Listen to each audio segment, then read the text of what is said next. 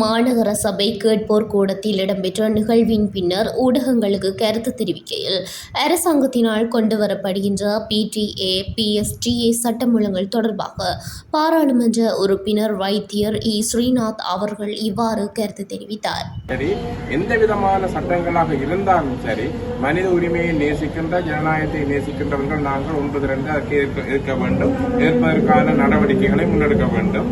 இதை பல்வேறுபட்ட பரிமாணங்கள் மூலம் முன்னெடுக்க வேண்டிய பொறுப்பு இருக்கின்றது.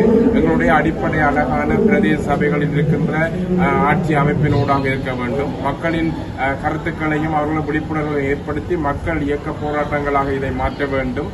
சமூக சிவில் அமைப்புகள் இதற்கு எதிரான நிலைப்பாட்டை கொண்டு அதனை எதிர்க்க வேண்டும். அரசியலில் இருப்பவர்கள் அதை கருத்தியல் ரீதியாக இருக்க வேண்டும். அந்த அடிப்படையிலே இந்த சட்டத்துக்கு எதிரான எதிர்ப்பை தெரிவித்துக் கொண்டு உண்மையிலே பழைய சட்டத்தை மீண்டும் தொடராது இருப்பதற்கான எதிர்ப்பை நாம் வலிமையாக கொண்டு செல்ல வேண்டிய பொறுப்பு இருக்கின்றது.